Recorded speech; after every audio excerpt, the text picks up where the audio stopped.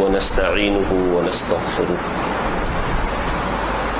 ونعوذ بالله من شرور أنفسنا ومن سيئات أعمالنا من يهده الله فلا مضل له ومن يضلل فلا هادي له وأشهد أن لا إله إلا الله وحده لا شريك له وأشهد أن محمدا عبده ورسوله يا أيها الذين آمنوا اتقوا الله حق تقاته ولا تموتن إلا وأنتم مسلمون يا أيها الناس اتقوا ربكم الذي خلقكم من نفس واحدة وخلق منها زوجها وبث منهما رجالا كثيرا ونساء واتقوا الله الذي تساءلون به والأرحام إن الله كان عليكم رقيبا يا أيها الذين آمنوا اتقوا الله وقولوا قولا سديدا يصلح لكم أعمالكم ويغفر لكم ذنوبكم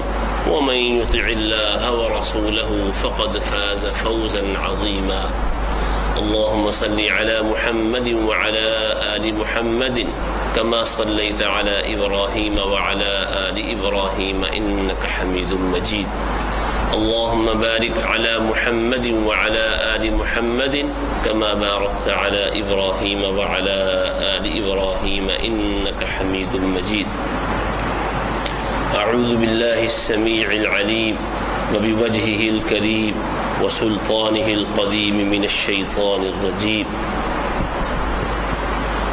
إن الإنسان خلق هلوعا إذا مسه الشر جزوعا وإذا مسه الخير منوعا إلا المصلين الذين هم على صلاتهم دائمون انسان اللہ رب العزت کی مخلوق ہے.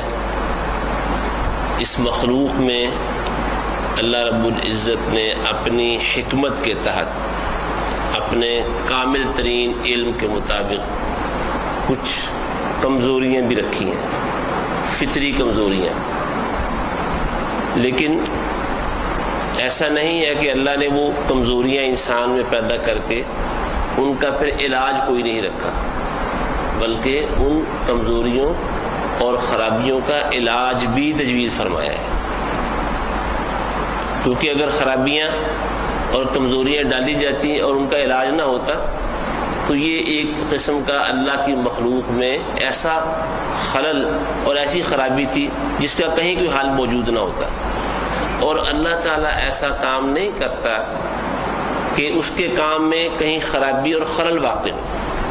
آپ دیکھ لیں زمین سے آسمان تک اللہ کی مخلوقات پھیلی ہوئی ہیں، اور اللہ تعالیٰ فرماتا ہے دیکھو ذرا غور کرو کہیں بھی اللہ تعالیٰ کے بنانے میں کوئی خرابی ہے؟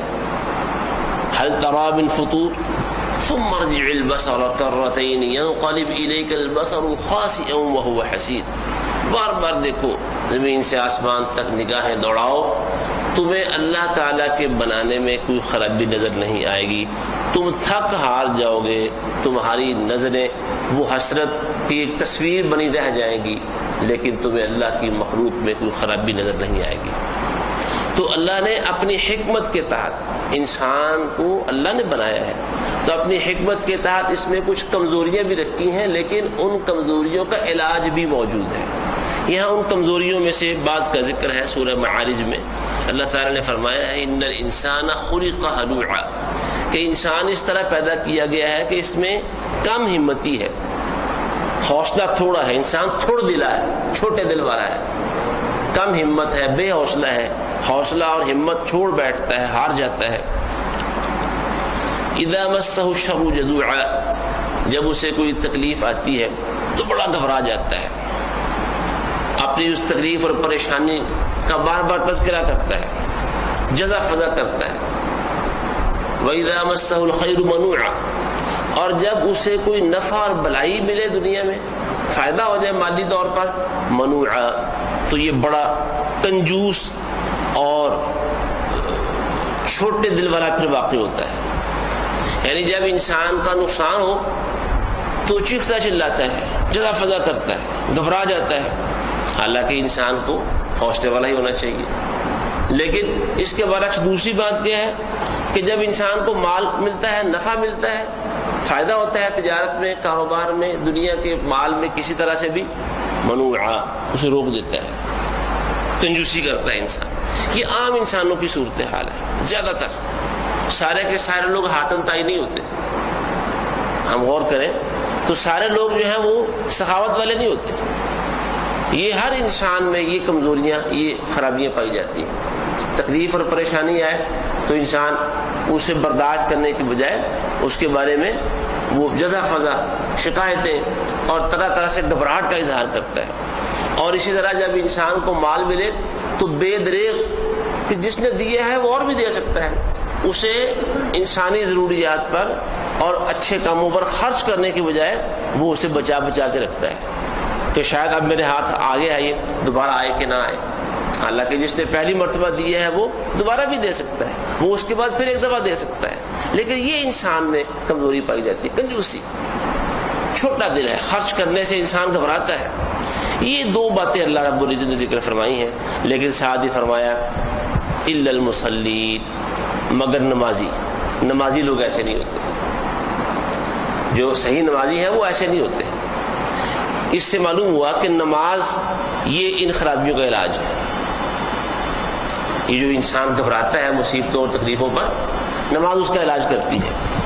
اور دیکھیں اللہ رب العزت نے قرآن میں فرمایا ہے وَاسْتَعِينُوا بِالصَّبْرِ وَالصَّلَاةِ، تم اللہ کی مدد حاصل کرو صبر کے ساتھ اور نماز کے ساتھ. انسان جب صبر کرتا ہے، تھوڑ دلی کا مظاہرہ نہیں کرتا، چھوٹا دل نہیں ہوتا، کم ہمتی نہیں دکھاتا، تو تکلیف کا وقت گزارنا آسان ہو جاتا ہے.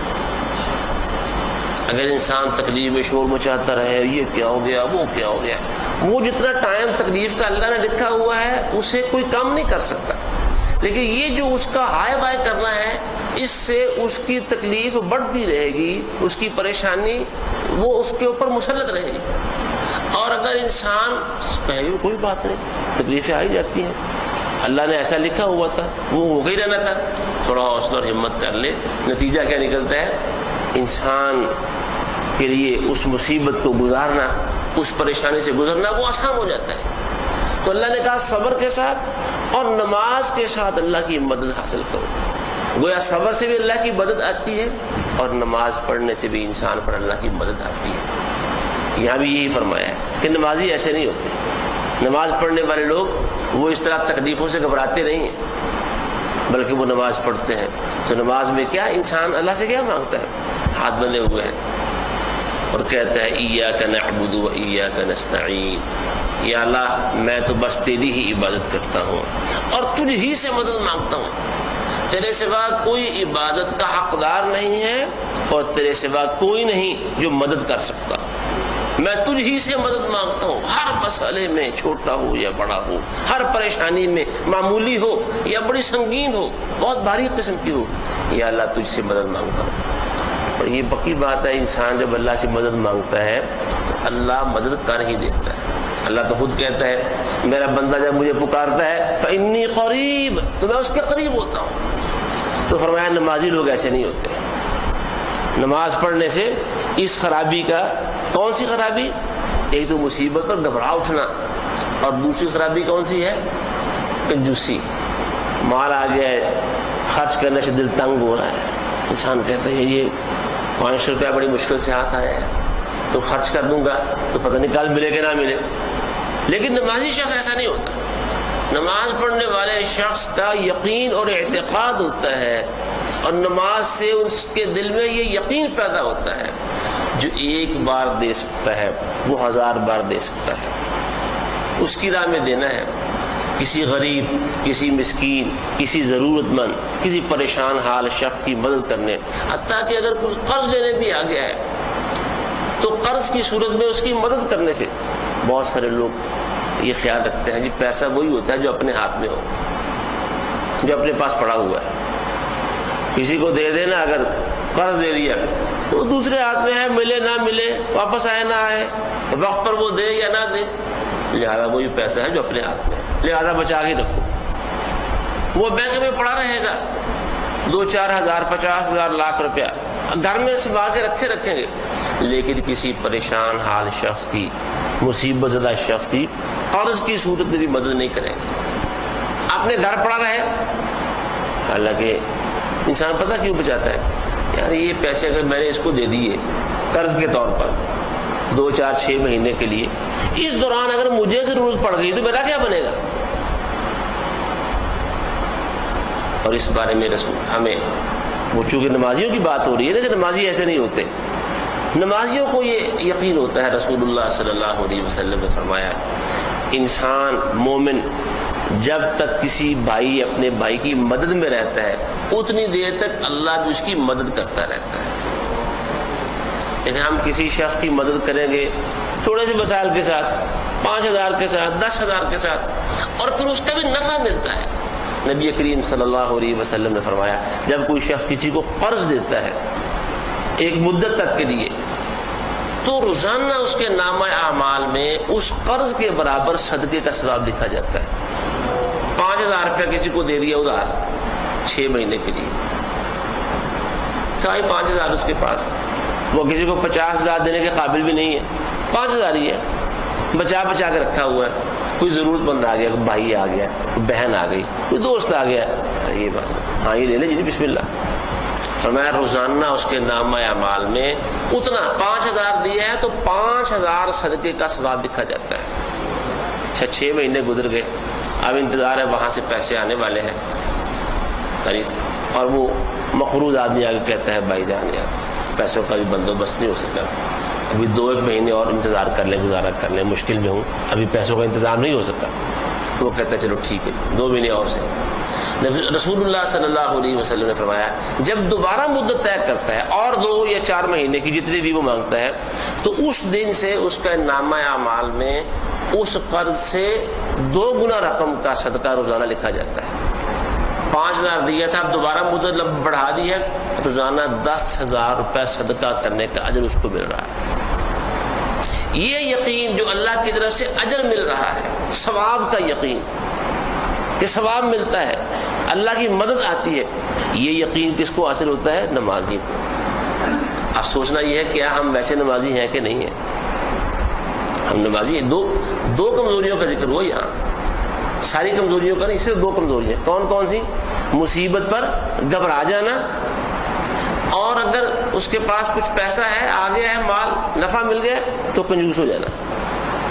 تو کیا ہمارے ہاں وہ کہاوت کہتے ہیں جی سانپ بن کے بیٹھ جانا, جی یہ کنجوسی پر محاورہ ہے یہ, کہ انسان تو سانپ بن کر بیٹھا ہوا ہے, کسی کو دینے کا رواداری نہیں ہے.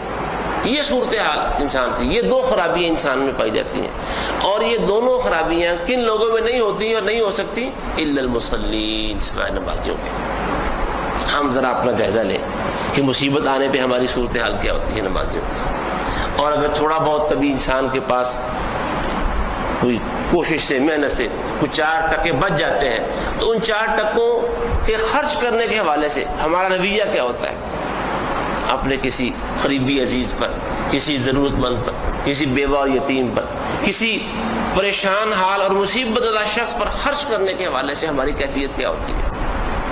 کیا اللہ کے اجر اور ثواب, اللہ کی مدد پر ایمان اور یقین سے وہ پیسے نکالنے کی ہمت اور حوصلہ پیدا ہوتا ہے؟ تو فرمایا نمازی ایسے نہیں ہوتے. پھر آگے نمازیوں کی اللہ نے تعریفیں کی ہیں. اصل بات تو وہ یہ جو میں نے عرض کر دی کہ جو نمازی ہیں, نماز پڑھنے والے ہیں, وہ ان خرابیوں سے بچ جاتے ہیں. ہمیں اپنی نمازوں کے ساتھ ساتھ ان دونوں خرابیوں کے حوالے سے اپنا جائزہ لینا چاہیے. اور پھر نمازی بھی کیسے؟ فرمایا یہ نہیں 2 پڑھ لی تو 3 گئی, جو ہاتھ آگے پڑھ لی, جو رہ گئی سو رہ گئی, نہیں, وہ نمازی نہیں, اسے مسلم کہا بھی نہیں گیا. فرمایا الذین هم علی صلاتهم دائمون, جو اپنی نمازوں پر ہمیشگی کرنے والے ہیں. والذین فی اموالہم حق معلوم, وہ نمازی جن کے مالوں میں ایک مقرر حق, طے شدہ حق موجود ہے مالوں میں.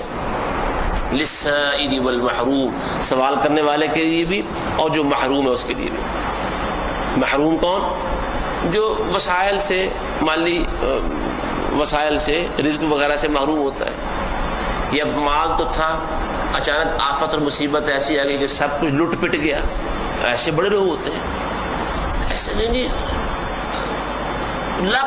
لاکھوں میں کھیلنے والے, کروڑپتی لوگ اللہ تعالیٰ کی تقدیر غالب آتی ہے تو وہ ایک دم سے ڈرم سے نیچے جا گرتے ہیں، محروم ہو گئے ہر چیز سے، باغات ہے لہلہا رہے ہیں، راتوں رات ایک طوفان آیا، سب کچھ تباہ و برباد ہو گیا، محروم ہو گئے سب چیزوں سے۔ تو ایسے محروموں کے لیے بھی ان کے مالوں میں ایک حصہ مقرر ہے، زکوٰۃ کا حصہ مقرر ہے، یا ویسے بھی خیرات وغیرہ کرتے ہیں، سمجھتے ہیں کہ ان کا حصہ ہے۔ للسائل والمحروم والذین یصدقون بیوم الدین، اور یہ وہ نمازی ان کی بات ہو رہی ہے جو بدلے کے دن کی تصدیق کرتے ہیں۔ ایمان ہے بدلے کے دن، بدلہ ملنا ہے، آج دیں گے تو کل لیں گے، دنیا میں دیں گے، انسان کو دے گا، لیکن قیامت کا دن کیا ہوگا؟ اللہ نے فرمایا آخذین ما آتاہم ربہم، قیامت کے دن رب دینے والا ہوگا اور بندے رب سے لینے والے ہوں گے۔ اب دیتے ہیں تو کسی غریب آدمی کے ہاتھ میں یوں رکھ دیا ہے نا، بندے نے اپنے ہاتھ سے ایک دوسرے بندے کے ہاتھ میں رکھ دیا، لیکن حدیث میں یہ بات آئی ہے یہ جو اللہ کے دیے ہوئے پاکیزہ مال میں سے اچھی نیت کے ساتھ، ایمان و یقین کے ساتھ کسی انسان کے ہاتھ میں وہ 10 روپے رکھ رہا ہے، رسول اللہ صلی اللہ علیہ وسلم نے فرمایا اللہ اس اخلاص والے اور پاکیزہ مال کو اپنے برکت والے ہاتھوں سے لیتا ہے، گویا وہ بندے کے ہاتھ میں نہیں رحمان کے ہاتھ میں جا رہا ہے، تو کل وہ رحمان بندے کو دینے والا ہوگا اور بندہ رحمان سے لینے والا ہوگا۔ اس دن پر یقین ہے، اس دن پر یقین، اس دن ملے گا، کچھ نہیں رہے گا۔ والذین هم من عذاب ربهم مشفقون، اور یہ وہ لوگ ہیں جو اپنے رب کے عذاب سے ہمیشہ ڈرتے رہتے ہیں۔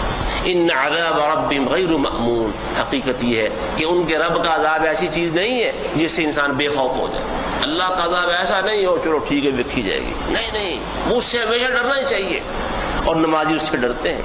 والذین هم لفروجهم حافظون، اور وہ لوگ ہیں یہ جو اپنی شرمگاہوں کی حفاظت کرتے ہیں، اپنے آپ کو پاک دامن رکھتے ہیں، اپنے آپ کو خرابی اور بے راغبی سے بچانے والے ہیں۔ یہ اپنی شرمگاہوں کی حفاظت کے حوالے سے نبی علیہ الصلوۃ والسلام نے فرمایا جو لوگ مجھے 2 باتوں کی ضمانت دے دیں کہ ان کو بچا کے رکھیں گے، میں انہیں جنت کی بشارت دیتا ہوں۔ وہ 2 چیزیں کون سی؟ ایک زبان اور ایک شرمگاہ۔ زبان کو بھی محفوظ رکھیں گے غلط باتوں سے، اور شرمگاہ کو غلط کاری سے محفوظ رکھیں گے، ان کے لیے جنت کی ضمانت ہے۔ الا علی ازواجہم او ما ملکت ایمانہم فانہم غیر ملومین، اللہ رب العزت نے جذبات اور خواہشات کی تسکین کا جو جائز راستہ رکھا ہوا ہے، اس ازدواجی زندگی، شادی شدہ زندگی، اس راستے کو اختیار کرنے میں کوئی ملامت نہیں ہے، حرام کاری نہیں کرنی، حلال ذرائع اختیار کرنے، 1 بیوی 2 بیویاں 3 بیویاں 4 تک اللہ نے اجازت دی ہے، لیکن حرام کاری نہیں، حلال راستے سے۔ فمن ابتغى وراء ذلك فاولئك هم العادون، جو حرام راستے اختیار کرتے ہیں حلال چھوڑ کے وہ حد سے تجاوز کرنے والے ہیں۔ والذین هم لاماناتهم وعدهم راعون، اور یہ نمازی کیسے ہیں؟ جو اپنی امانتوں اور اپنے وعدوں کی پاسداری کرتے ہیں، امانت رکھی ہوئی ہے خیانت نہیں کرتے، کسی سے کوئی عہد کر لیا ہے، معاہدہ کر لیا ہے، اس کی پابندی کرتے ہیں، وعدے توڑتے نہیں ہیں۔ والذین هم بشہاداتہم قائمون، وہ لوگ جو اپنی گواہیوں پر قائم رہتے ہیں، گواہی دی اور کئی دفعہ سچی اور سچ کی گواہی دینے سے انسان پر مصیبتیں آنا شروع ہو جاتی ہیں، اور کئی لوگ بعد میں اپنی گواہی واپس لے لیتے ہیں۔ ایک دفعہ گواہی دی ہے نا، سچی گواہی، اور اس سچی گواہی کی وجہ سے نقصانات ہونا شروع ہو گئے، انسان پر کوئی پریشر آ گیا، دباؤ آ گیا ہے، خاندانی پریشر، تو دوسرے تیسرے انسان گواہی سے دستبردار ہو جاتا ہے۔ اگر سچی گواہی دی ہے، قرآن میں اللہ نے کہا ہے کہ اللہ کی خاطر سچی گواہی پر قائم رہو، یہ نمازی گواہیوں پر قائم رہتے ہیں۔ والذین هم علی صلاتہم یحافظون، اور یہ وہ لوگ ہیں جو اپنی نمازوں کی ہمیشہ حفاظت کرتے ہیں۔ پہلے فرمایا نمازوں کی پابندی کرتے ہیں، فرماتا ہے ہمیں نمازوں کی حفاظت کرتے ہیں، نمازوں کی حفاظت ان کے اوقات کے ساتھ، اور پھر نماز پڑھنے کے بعد ایسے کام نہیں کرتے جس سے نمازیں ضائع ہو جائیں، نمازوں کا اجر ضائع ہو جائے۔ ہمارے ہاں نمازیوں کے بارے میں لوگوں میں بڑی عجیب عجیب باتیں، وہ ویکھے رہے جی بڑے نمازی، ایسی لوگ ایسی باتیں کرتے ہیں۔ بعض نمازیوں کے اعمال واقعی اس طرح کے ہوتے ہیں کہ لوگ کہتے ہیں اے جی نماز میں پائی ایسی بے نمازی چنگے ہیں، لوگ اس طرح کی باتیں کرتے ہیں۔ یہ لوگوں کی بات کس طرح نماز کی وجہ سے، ان نمازی آدمی کے برے اعمال کی وجہ سے، بری حرکتوں کی وجہ سے پیدا ہوتی ہے۔ یہ نمازوں کی حفاظت کرتے ہیں، یعنی نمازوں کو ضائع ہونے سے بچا دیتے ہیں۔ پہلے نمبر پر کیا ہے؟ وہ اوقات پر جماعت کے ساتھ پابندی سے نماز پڑھتے ہیں، اور پھر نماز پڑھنے کے بعد ایسے کام نہیں کرتے جن سے نمازوں کے اجر ضائع ہو جائے. اور پھر آخر میں اللہ نے انعام دیا ہے، اولئک فی جنات مکرمون، یہی لوگ ہیں جو بہشتوں میں بڑی عزت ان کو ملے گی. ایسے لوگوں کو اللہ کے ہاں جنت میں بڑی عزت، بڑا مرتبہ اور بڑا مقام ملے گا. اللہ رب العزت ہمیں بھی ایسے نمازی بنائے جن کی یہ تعریفیں، یہ خوبیاں خود اللہ سبحانہ و تعالی نے بیان فرمائی ہیں. اور یہی نمازی ہیں جو ان خرابیوں سے، دو بڑی خرابیوں سے بچنے والے ہیں. کون کون سے دو بڑی خرابیاں؟ ایک تو مصیبت پر گھبرا جانا، اور دوسرا مال ملے تو کنجوس ہو جانا. نمازی لوگ ان دونوں خرابیوں سے بچتے ہیں. اللہ سبحانہ و تعالی ہمیں ایسے ہی پاک باز نمازی بننے کی توفیق عطا فرمائے. وآخر دعوانا ان الحمد للہ رب العالمین.